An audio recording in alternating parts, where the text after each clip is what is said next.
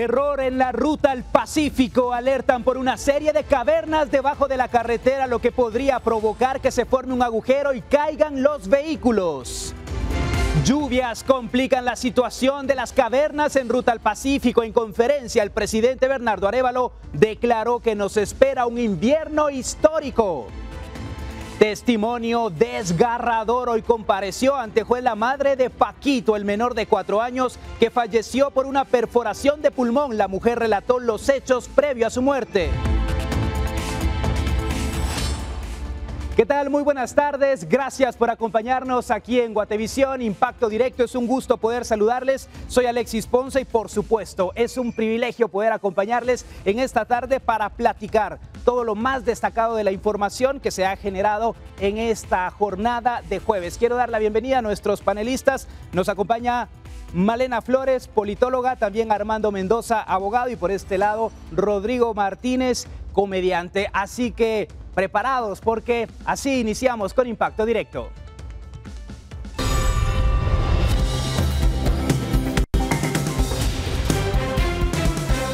Y gracias a quienes se comunican con nosotros al 4003-3859 de Guate Reporta, nuestro WhatsApp. Y es que hace 7 años venció el permiso que le permitía a la escuela de la aldea Buenavista Sur de la cabecera de Chimaltenango pasar la tubería de drenaje en propiedad privada. Ahora los propietarios de los terrenos le han solicitado a la escuela que retire el drenaje de la propiedad privada y que usen el alcantarillado de la comunidad.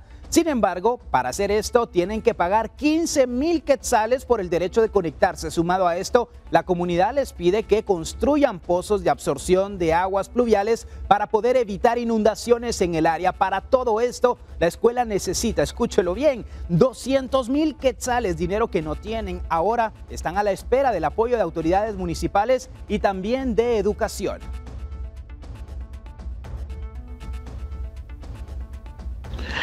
Pues con la MUNI ya pedimos audiencia para que nos atienda el alcalde y el consejo. Todavía ya llevamos las solicitudes, pero no nos han atendido porque lo ingresamos la semana pasada.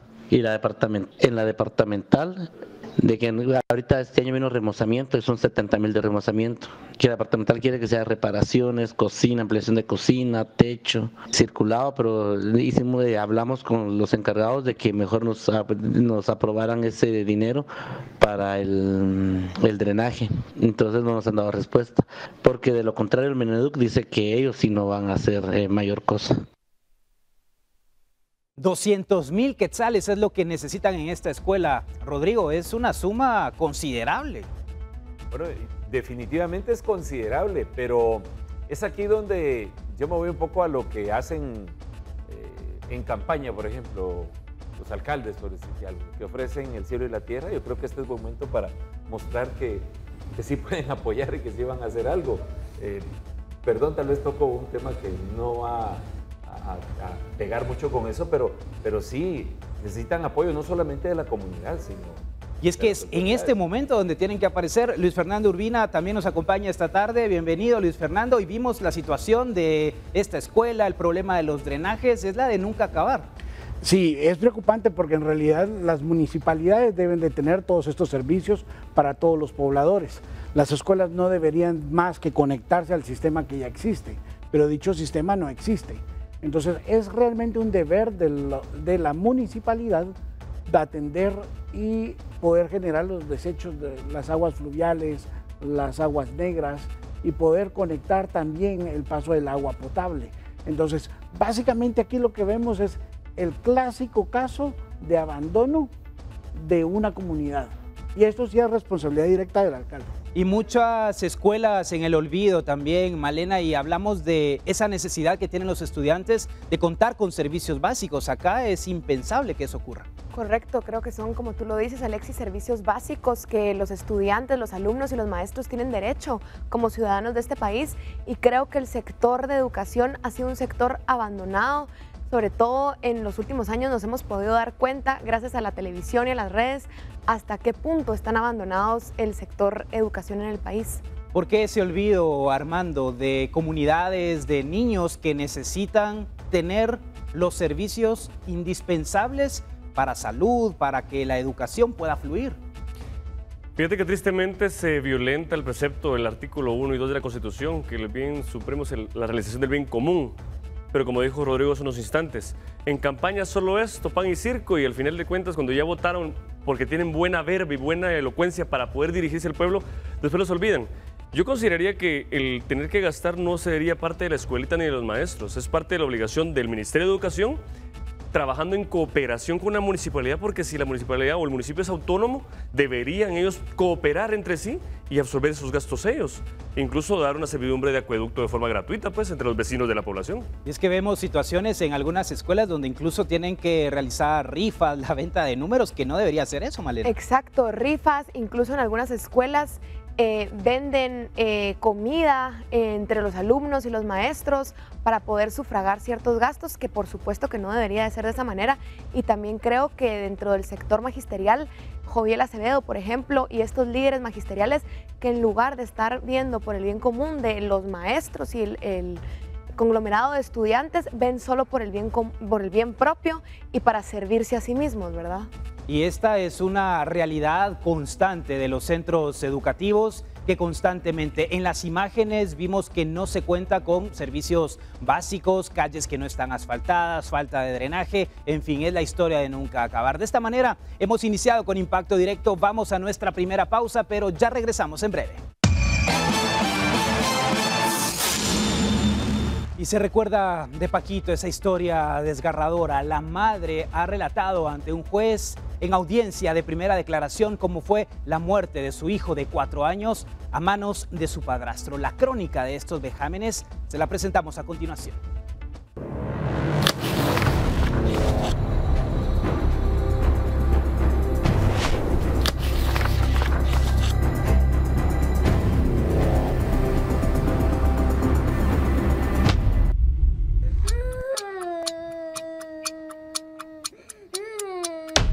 La primera vez terminó la videollamada y me fui. Rudy Francisco Baches Ordóñez, a quien su familia le llamaba Paquito, dormía junto a su madre, Emilia Alejandra Ordóñez Coronado, y su padrastro Jairo Noé Choconteque, en una habitación de la casa en la que residían desde hace un mes en la colonia San Francisco Morazán de El Tejar, Chimaltenango.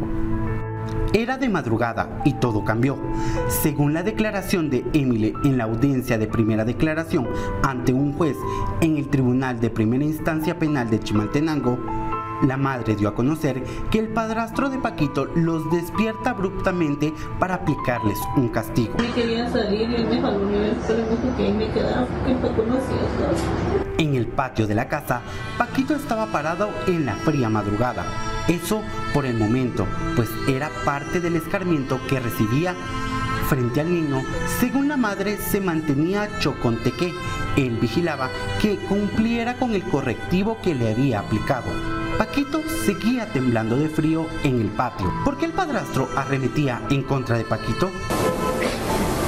Decía que Paco le caía mal, porque no era hijo de él. Y él vio la foto del papá de Paco y me dijo, una vez me dijo, ay, ese patojo M me cae mal, me decía. Yo le dije, él no tiene la culpa, le dije. Había amanecido y el niño seguía recibiendo el castigo. La madre logra ir al patio y ve a su hijo soñoliento. Las fuerzas las perdía mientras aumentaban los vejámenes. Ajá, mi hijo estaba afuera. Él se metió al baño. Cayo se metió al baño. Cuando salió mi hijo quería entrar al baño. Se sentó en el inodoro y mi bebé se empezó a cabecear. Cuando él abrió el baño, le echó una palangana de agua y le tronó su cara. Y me dijo, mira, me dijo, el Paco ya está durmiendo ahí. Me dijo, yo lo bajé y le di su papel y le dije, limpiate, mi hijo. Le dije, yo le lavé sus manos. Yo me lo quería llevar a la cocina y él me dijo, ay, déjalo, me dijo, pero todo era gritar. Ay, déjalo, me dijo, y lo jaló. Lo puso al costado de la puerta, ahí le empezó a pegar. La madre intenta detener el escarmiento, pero es agredida. Yo me lo quería llevar a la cocina y él me dijo, ay, déjalo, me dijo, pero todo era gritar. Ay, déjalo, me dijo, y lo jaló. Lo puso al costado de la puerta, ahí le empezó a pegar. Yo me metí a la cocina puertas con llave y se metió al cuarto donde dormía. Él cortó el cable que da la señal a la tele y empezó a pegar. La noción del tiempo se pierde y la madre recuerda estar encerrada en otra habitación y escuchar cuando Paquito gritaba por la golpiza que recibía del padrastro. De pronto, la puerta de la habitación en la que estaba Emily se abre y Chocontepec le pide que vaya a ver al niño porque se quedó inconsciente. Cuando lo dejó ahí tirado, fue cuando abrió y me dijo que fuera a ver porque el Paco ya no se levantó. Yo no fui, yo le dije, llévame al hospital. Me dijo, no, me dijo, mejor cambiate, me dijo. Cuando yo lo cambié y nos fuimos para ahí, porque él no quería ni que saliera. Fue en ese momento cuando se dio cuenta que Paquito no abrió los ojos y ella le pidió a su pareja llevarla al hospital, pero no le hizo caso. Una hora después, el padrastro de Paquito decide llevar a la madre y al menor a los bomberos. Luego comienza el relato que ya se conoce. El niño, según esta versión, no murió en la calle atacado por hombres desconocidos. Paquito se señala que murió golpeado por su padrastro Chocontepec, un miembro de la pandilla de la Mara Salvatrucha con varios ingresos a prisión. Luego de la declaración de la madre, el juez decide dejarla en prisión preventiva y queda ligada a proceso penal por parricidio y obstaculización al proceso penal. Y al padrastro se le gira una orden de detención. Él no ha sido encontrado y es el principal sospechoso de la muerte de Paquito. Con imágenes de Eric Ávila para Impacto Directo, Esdras Blas. Un testimonio desgarrador de los últimos minutos de Paquito que nos ha dejado completamente fríos. Un escarmiento, golpes que le ocasionaron la muerte. Nos acompaña Lucrecia Prera, jefe de la Procuraduría de la Niñez y Adolescencia. Lucrecia, gracias por acompañarnos aquí en Impacto Directo. Y bueno, es de verdad impactante escuchar el testimonio de la madre, los últimos minutos de Paquito, pero esta era una constante de castigos, de escarmiento, como declaró ella, a los cuales él era sometido. ¿Qué conocen ustedes de este caso? Bueno, primero que todo, nosotros como Procuraduría General de la Nación, a través de la Procuraduría de la Niñez y Adolescencia, tenemos atribuciones específicas que la ley nos demanda, tanto en la Ley de Protección Integral de la Niñez y Adolescencia y así también en el Código Penal. En este caso, pues nosotros hemos estado constituidos como querellantes adhesivos, de momento de forma provisional, y posteriormente pues ya nos constituimos como querellantes adhesivos de forma definitiva. Esto en virtud de que el niño pues definitivamente hay un conflicto de intereses acá entre la progenitora y su agresor y nosotros pues tenemos que dar esa continuidad al proceso. Ella fue ligada a proceso por parricidio y obstaculización de la justicia. ¿Cabe la posibilidad de que ella también fuera víctima de la violencia y que por eso no hubiese podido rendir su testimonio o denunciar previamente los hechos? Bueno, eso es algo que ya se tiene que establecer dentro del proceso penal. Nosotros, dentro de la participación que tenemos, es para reforzar la investigación, pero esta investigación ya queda a cargo del Ministerio Público. Yo quería saber, licenciada, si en este caso, al momento de ella ya estar, como lo vemos en prisión, ¿con qué cargos, de qué cargos se le acusan a la señora madre? Bueno, de momento, de acuerdo a la audiencia, es por parricidio y obstaculización a la justicia. Tendríamos que esperar a la investigación que realice el Ministerio Público para la continuidad del proceso. Pero es importante tomar en cuenta que la participación que tiene PGN en el proceso penal va un poquito más allá también del conocimiento que tenemos que la señora tiene otros 2 hijos. Entonces ya nosotros como institución, dentro del marco de nuestras atribuciones, tenemos que hacer esa constatación de los otros niños y establecer cómo se encuentran los mismos. ¿Y los mismos niños ahora están siendo protegidos por la Procuraduría? Ya estamos en las diligencias de constatación, tenemos conocimiento que están con la abuela materna y una tía y nuestra finalidad es establecer que ellos se encuentren bien. Si se encuentran bien al lado de este recurso, pues ya nosotros ya le damos una continuidad, un seguimiento para buscar que sus derechos no sean amenazados ni violentados. Vamos a hacer una pausa, quédese con nosotros porque vamos a regresar en instantes para seguir platicando acerca del caso de Paquito, cómo avanzan las investigaciones y también el trabajo de las autoridades. Ya volvemos.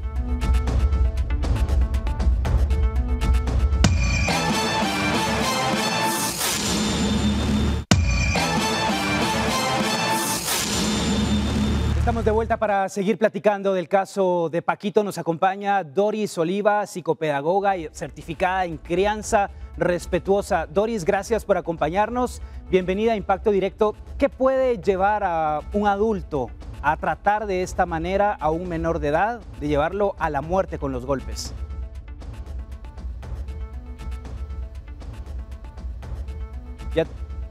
Ya tendremos en instantes a Doris Oliva. Y mientras tanto, Lucrecia, nos comentaba hace unos instantes que hay otros 2 niños que están en poder de familiares.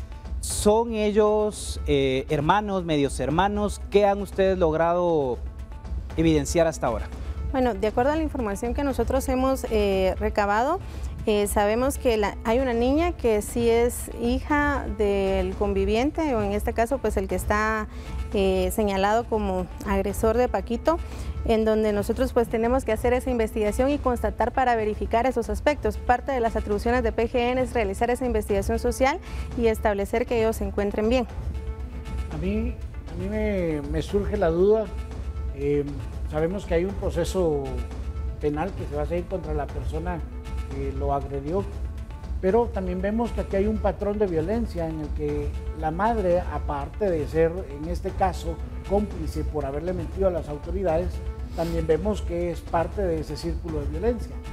¿Qué le aconsejan ustedes a las mujeres que se encuentran en esta misma situación y que pudieran estar viendo ahora este programa, que pudieran recibir algún tipo de consejo de parte de PGN? Bueno, para iniciar, comentarles que dentro de las funciones de la Procuraduría General de la Nación está brindar atención a los grupos vulnerables. Y la Procuraduría General de la Nación precisamente tiene la Procuraduría de la Niñez y Adolescencia, y dentro de su estructura también tiene una unidad de la mujer. Y a través de esta unidad de la mujer se brinda un acompañamiento. Lo ideal acá es pues, que presenten la denuncia respectiva, que se constituyan a las diferentes instituciones que pueden ahí sí que brindar este auxilio y dar este acompañamiento para que ellas no sean víctimas y tampoco sean victimarias. Y creo que es importante en este caso la red de apoyo que podría tener la familia para poder respaldar a una madre que se encuentra violentada, que tiene temor a la persona que lo está haciendo. Entonces también creo que es importante que los familiares de quienes se vean involucrados en esto puedan involucrarse de manera de brindarle el apoyo, ya sea económico, de seguridad o temporal, a las personas que están siendo víctimas de violencia. Sí, bueno, lo que nosotros queremos resaltar como institución es que acá tenemos diferentes procesos. Está por una parte el proceso penal, que es el que ustedes pues ya han mencionado, y dentro del ámbito de protección a la niñez y adolescencia tenemos un proceso especial de protección. Y entonces este busca restituir derechos y busca garantizar derechos, claro, que es muy diferente al proceso penal. En este caso también se corre el riesgo que estos 2 niños puedan ser institucionalizados. Pero también, porque lo hemos visto que ha sucedido en otras situaciones, pero también muchas veces no es la mejor solución, sino es la familia la que podría brindar cierto apoyo para poder cuidar a esos niños. Sí, de hecho nosotros dentro de las intervenciones que tenemos buscamos esas herramientas para evitar que los niños ingresen a hogares de protección y abrigo. La medida de protección y abrigo residencial es una medida transitoria cuando no existe recurso. Toda vez un niño tenga un posible recurso familiar, hay que trabajar con este recurso familiar, y por eso que algunos jueces ordenan escuela para padres, terapia psicológica. Actualmente nosotros hemos atendido alrededor de 20.524 niños, niñas y adolescentes. Si nuestra intervención como institución, por ejemplo, fuera buscar que los niños ingresen a hogares, imagínense en dónde estarían esos 20.524 niños que hemos atendido desde el 1 de enero. ¿Y qué tan funcional son estas escuelas de padres? ¿Llegan a tener los resultados que se esperan? Bueno, eso es lo que se espera a través del proceso de protección. Un proceso de protección no puede finalizar hasta que se haya establecido de que emocionalmente la persona que va a tener bajo su cuidado de protección al niño se encuentra en esas condiciones de ser este recurso. Las estadísticas nos preocupan, principalmente porque estamos conociendo constantemente casos de violencia contra la niñez. ¿Cuáles son los registros que tienen de este año? Bueno, nosotros tenemos registrados 11.973 denuncias desde el 1 de enero al 30 de mayo. Pero dentro de estas 11.973 denuncias es donde identificamos a estos 20.524 niños, niñas y adolescentes. Las denuncias pueden ser por diversos motivos: descuidos, tratos negligentes, puede ser también por maltrato físico, por una situación en donde lamentablemente los niños, niñas y adolescentes han sido víctimas de abuso sexual. Y en el caso, licenciada, en este caso, como hemos podido constatar, el padrastro era miembro de una mara. Cuando eso es así, creo que es muy difícil que aunque las personas alrededor vean el maltrato, lo denuncien. ¿Hay alguna institución que brinde protección a estas personas si es que deciden denunciar? Sí, de hecho nosotros todas las denuncias que recibimos en su mayoría son anónimas y parte de nuestra intervención es que esta sea de forma holística y buscar precisamente esos puntos de derivación o redes de derivación hacia donde se puede orientar a las personas para que se protejan no solo los derechos de los niños, sino también si identificamos una situación en donde las madres pues también han sido víctimas. Entonces sí existen instituciones que brindan ese respaldo, pero sería muy irresponsable de mi parte mencionar las funciones de estas instituciones, puesto que cada uno pues trabaja en el marco de su competencia. Por supuesto, y lo importante acá es saber que se pueden presentar las denuncias de manera anónima y evitar que continúen este tipo de prácticas en contra de la niñez. Vamos a ir a la pausa. Al regresar seguimos hablando de la violencia en contra de la niñez y del caso de Paquito.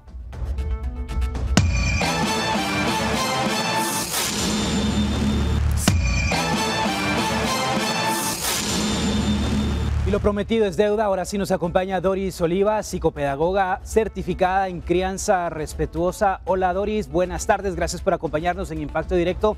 ¿Cuál es el patrón que se puede identificar de una persona agresora de menores de edad? Muchas gracias, y creo que el patrón que debemos identificar son las conductas que tiene consigo mismo y con los demás, ya sea con menores o con mayores. Y en este caso que conocimos de Paquito, que murió a consecuencia de los golpes, que le propinaban castigos dejándolo al aire libre por muchísimo tiempo, ¿cómo ves tú toda la situación tomando en consideración que hay dos hermanos que posiblemente fueron testigos también de esta situación? ¿Cómo a ellos les llega a afectar? Esto es lamentable porque desafortunadamente pasa y pasa más común de lo que creemos. El privarle la vida a un niño que confía plenamente en sus cuidadores, en sus padres o en los tutores, quienes están a cargo de su cuidado y velar la integridad, es desafortunado. Adicional que hayan niños que solo observan o que también son sujetos de este tipo de violencia y de maltrato infantil. Las consecuencias pueden ser a largo plazo. De hecho, las que nosotros conocemos y con las que vive en nuestro país constantemente son la desintegración familiar, el uso, el consumo y el abuso de drogas o de medicamentos o de sustancias que perjudican el desarrollo pleno del individuo, el repetir el patrón, ya sea como víctima o como victimario. Son factores que van a permanecer, incluso llevando un acompañamiento terapéutico. Puede ser que haya estrés postraumático en este tipo de situaciones porque la mente no puede procesar un hecho tan violento y tan incoherente, y es por eso que muchas veces se protege a través de otro tipo de trastornos en donde lo repiten o ellos vuelven a ser víctimas. Bueno, también quería hacerle una consulta.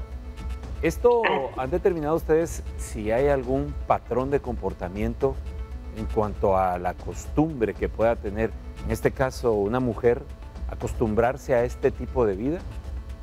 Totalmente, somos seres sociales y nacemos y crecemos dentro de una comunidad. ¿Qué es lo que sucede? Que normalizamos conductas que no son propias de un buen trato o de una buena convivencia. Y desde el pequeño insulto, la chancleta, el manotazo, el grito, el jalón de pelo, esto va incrementándose conforme va pasando el tiempo. ¿Qué sucede? Este patrón se repite porque es lo que yo conozco, y como niño yo crecí quizá en un sistema violento, en un sistema donde hubo maltrato infantil, en una comunidad donde nadie me escuchó cuando yo necesitaba ayuda, y lo normalizo. Y no significa que lo normal sea lo mejor, sino es la norma, es lo que se está repitiendo. ¿Qué sucede acá? ¿Qué es lo que yo conozco? Y cuando uno se acerca a estos padres, cuidadores o tutores, y uno cuestiona esta forma de educar, entre comillas, o de criar, no saben qué hacer porque no tienen las herramientas para poder cambiar ese patrón de conducta. Nosotros aprendemos la parte social a través de la observación. Aprendemos a hablar, aprendemos a comer, aprendemos a caminar, incluso como nuestros propios padres. ¿Por qué? Porque es lo que observamos y es lo que tenemos al alcance. Entonces, estos patrones son cíclicos y desafortunadamente van empeorando. ¿Por qué? Porque no necesariamente estamos conscientes de la acción que estamos haciendo. Si yo les digo muchas veces quiten la parte del grito, no queda nada en el recurso de la mente del adulto porque no hay una herramienta para utilizar. Entonces, desafortunadamente sí, son patrones que se repiten y que pueden perpetuarse por generaciones y que esto es un reflejo de la sociedad en la que estamos viviendo. Gracias, Doris Oliva, psicopedagoga, por acompañarnos aquí en Impacto Directo, y también a la licenciada Lucrecia Prera, la jefe de la Procuraduría de la Niñez y la Adolescencia. Es el caso de Paquito, la violencia en contra de la niñez que hemos abordado, algo que por supuesto nos ha consternado, que nos indigna, y hoy quisimos traer a la mesa para discutir y presentar diferentes visiones. Lo más importante es romper esos círculos de violencia y no permitir que nuestros niños sigan siendo vulnerados. Vamos a la pausa, ya volvemos.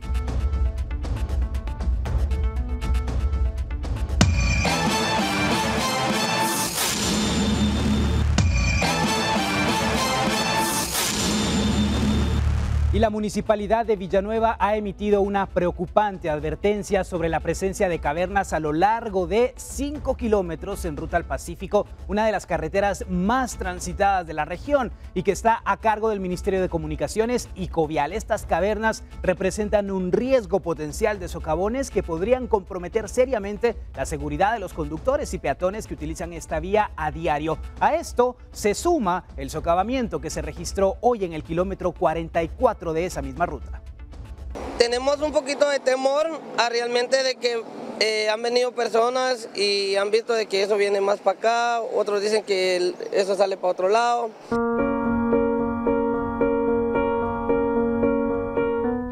Ese miedo no es para menos. Desde 2021, la CA9 Sur o Ruta al Pacífico en jurisdicción de Villanueva han sido el núcleo de al menos 3 socavones en una misma línea de colector en el que se conducen las aguas pluviales.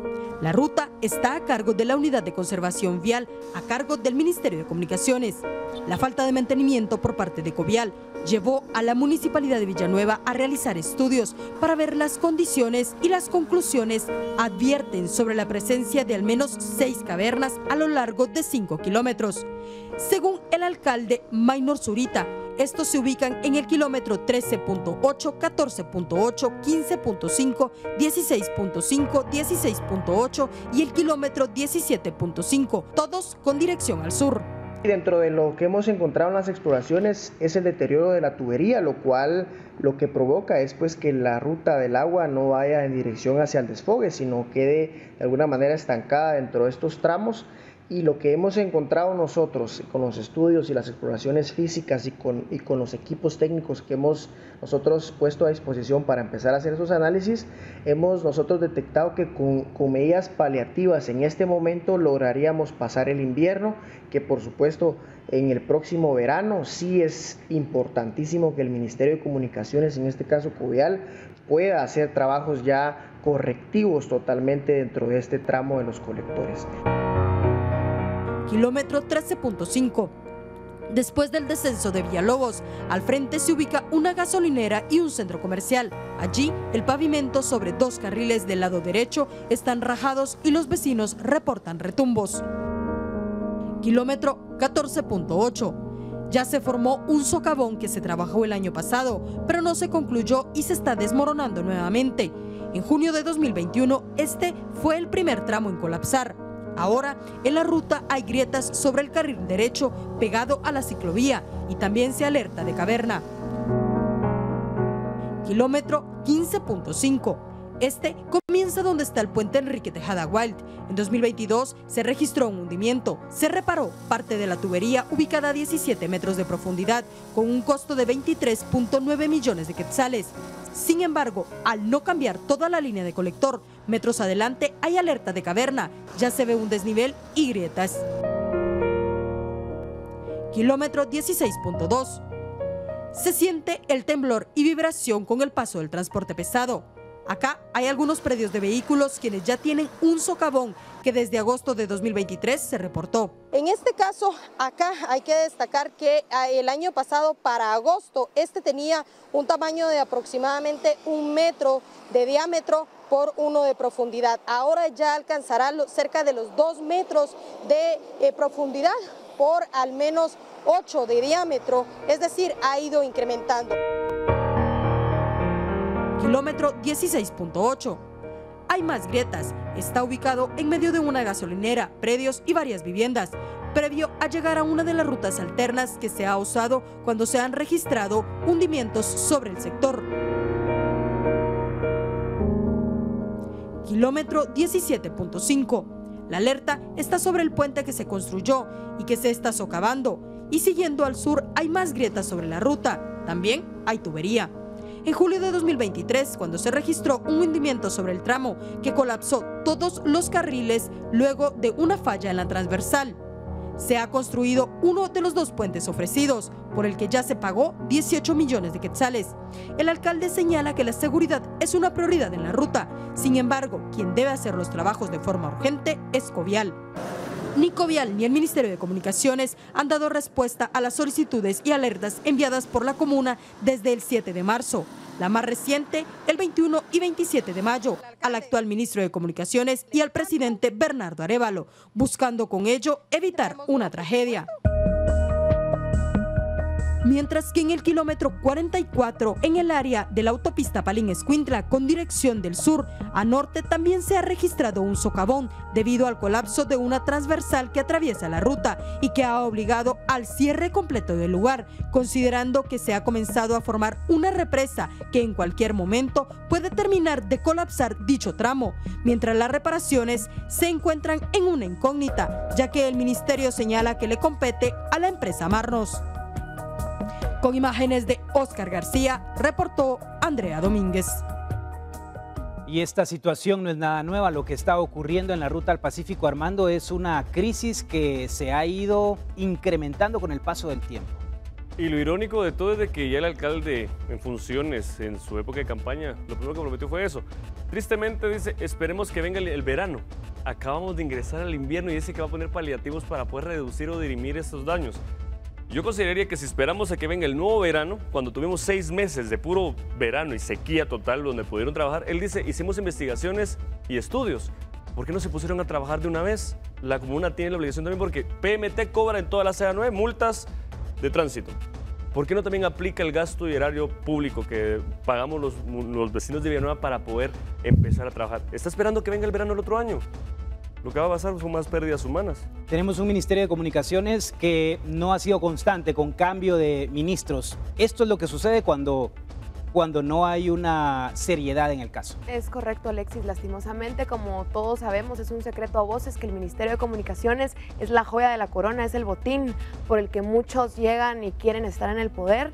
Y esta es una consecuencia clara de no 6 meses, sino años de robo y desfalcos, y empresas que no se lo merecen llegan a tener esos contratos, pasan cementos que no son, inflan los presupuestos, se quedan con más de la mitad del dinero, y estas lastimosamente son las consecuencias de la corrupción en el país. Una ruta al Pacífico que todas las autoridades se tiran la pelotita, pero lo cierto acá es que la responsabilidad cae directamente sobre Covial. La municipalidad pues ha dicho que ha enviado una serie de reportes que no le han atendido esas demandas que han presentado. No es nuevo esto que se está viviendo, y ahora está en riesgo también todo el comercio que viene desde los puertos del país y va a incrementar la canasta básica posiblemente. Es probable, y es bien sencillo porque, por ejemplo, los animales, que son animales, los insectos, se preparan para el invierno. ¿Por qué nosotros, que tenemos un sentido común o una forma de pensar más inteligente, por qué no nos preparamos? Lo que decía el licenciado, hay 8 meses de verano. ¿Qué hicimos en ese tiempo? Digo hicimos porque nos involucramos en esto, pero es ahí donde esta es la consecuencia del no hacer nada. ¿De qué nos sirve sacar el paraguas cuando ya vino la lluvia? Entonces, esto es algo bien importante porque tanto el nuevo alcalde como el partido de gobierno dieron leña de las autoridades anteriores por la situación que se vivía en Villanueva. Aprovecharon y jalaron agua para su molino, estaban haciendo lives y mostrándose supuestamente preocupados por lo que sucedía ahí, y hoy vemos que es mentira, no han hecho nada. Ya estamos en junio 2024, tienen más de 6 meses, tienen que dejar de echarle la culpa al gobierno anterior y tienen que ponerse a trabajar. Yo lo que veo es de que es el típico político que llegó y que no ha hecho nada en 6 meses. Entonces, alcalde, tiene que tirar más presión hacia Covial, y obviamente el partido de gobierno con sus ministros creo que han estado más preocupados cómo pagar la deuda de arrastre que realmente atender las necesidades de mantenimiento de la ruta. Y por ejemplo, lo que sucede en la autopista Palín-Escuintla, es importante ver que esto no son problemas que no vienen de la noche a la mañana y no se hacen de un año a otro, sino tienen un proceso de desgaste. Entonces hay que ver cómo ha estado el mantenimiento realmente, o cómo estuvo el mantenimiento. Claro. No sé si es que no hay nada preventivo, esa es la mayor dificultad. Sobre estas cavernas de Ruta al Pacífico, las autoridades del Ministerio de Comunicaciones han informado que se requiere de una tubería especial. Ya han hecho la solicitud para que pueda llegar a nuestro país y comenzar a hacer esos trabajos. Hacemos la pausa, en breve volvemos aquí en Impacto Directo por Guatevisión.